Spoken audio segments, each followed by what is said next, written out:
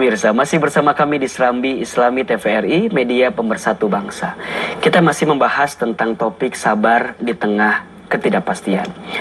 Setelah sabar, kita yakin ada buah kebahagiaan yang jauh lebih besar. Kalau tadi Pak Kiai Atabik sampaikan di surat Al-Baqarah 155, 156, 157 tadi ya. Setelah kita sabar, adalah orang-orang yang kemudian mengatakan bahwa inna lillahi wa inna ilaihi raji'un. Semua datang dari Allah dan akan kembali kepada Allah. Betul. Apa buahnya? Ulaika alaihim shalawatun min rabbihim wa rahmah wa ulaika humul muhtadun. Dia mendapatkan selawat, dia mendapatkan rahmat dan mendapatkan petunjuk. Betul. Nah, tetapi begini Pak Kiai Tabik, kita di tengah konteks keumatan, ada pemahaman sabar yang tentu berbeda. Ya, apalagi ketika kita bicara tentang ibadah kita. Kita merasakan ini kalau secara logika dan perasaan paling dalam gitu ya. Kok dengan COVID ini jadi susah ya kita tuh berjamaah. Takut semua ya. Tidak sempurna gitu ya. Seakan tidak Kurang sempurna gitu. Seakan tidak sempurna gitu. Dulu kita bisa ngaji ya, zikir, sholawatan dengan guyubnya luar biasa. Kok sekarang jadi hilang suasana itu. Baik pemirsa Serambi Islami yang dimuliakan Allah, beribadah itu ada dua. Ada yang bersifat filosofi atau nilai, ya, yang kita sebut sebagai hasil dari ibadah itu.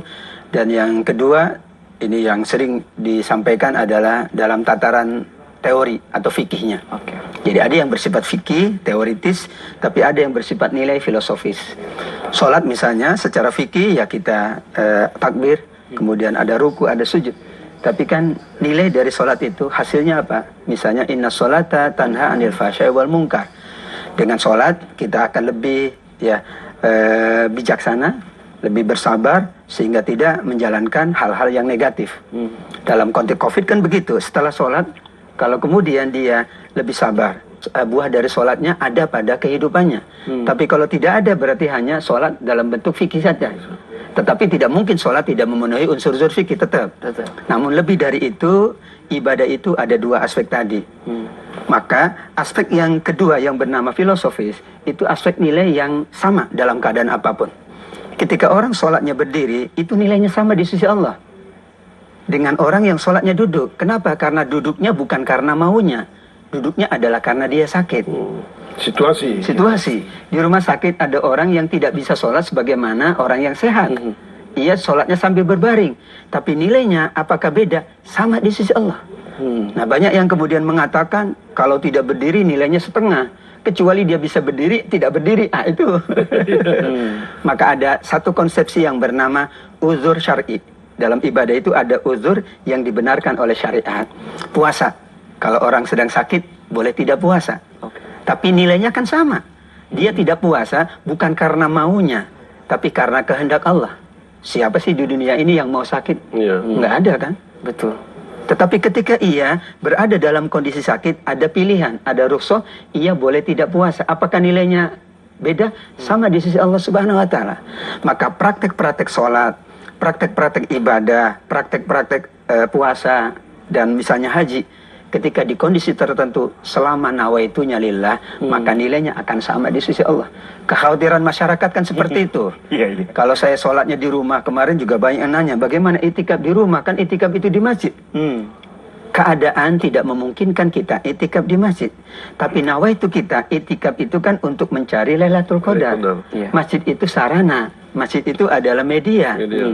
Ketika filosofinya kita ambil, bahwa dengan demikian dia bisa sholat di rumah, dia bisa bermunajat, dia bisa berdoa, bahkan dengan keluarganya, ya, dengan tentu mereka yang sudah kita kenal sehingga tidak akan menyebarkan COVID ini, maka secara nilai insya Allah sama di sisi Allah Subhanahu Wa Taala. Ada hadis Bukhari yang sangat menarik, Pak Mulis ya. Di situ para sahabat itu, ya, ketika sakit mengeluh kepada Rasul, ya Rasul, kami sakit sehingga tidak bisa lagi beribadah seperti kami sehat. Sementara sahabat-sahabat yang sehat itu kan bisa ibadahnya lebih dalam tanda kutip ya. Kami bagaimana? Maka di Rasul Sallallahu Alaihi Wasallam menyebutkan, laukana muqiman sohihan. Anda akan mendapatkan seperti yang pernah Anda lakukan ketika sehat dan ketika normal. Dengan syarat ketika normal itu biasa sholat. Kalau tidak biasa sholat nggak dapat itu. Jadi kan ada yang seneng, masihnya ditutup seneng. Kenapa? Saya berarti nggak disalahin kalau nggak sholat kan gitu. Sehingga ketika orang terbiasa, sebelum COVID kita biasa melakukan tadi ya yasinan, ya melakukan pengajian, maka saat kita dalam COVID bukan kehendak kita untuk tidak melakukan itu, tapi nawaitu kita, spirit kita adalah ingin melakukan hal yang sama, namun memang uzur syar'i karena Allah Subhanahu wa taala, maka nilainya insya Allah sama di sisi Allah Subhanahu wa taala. Baik.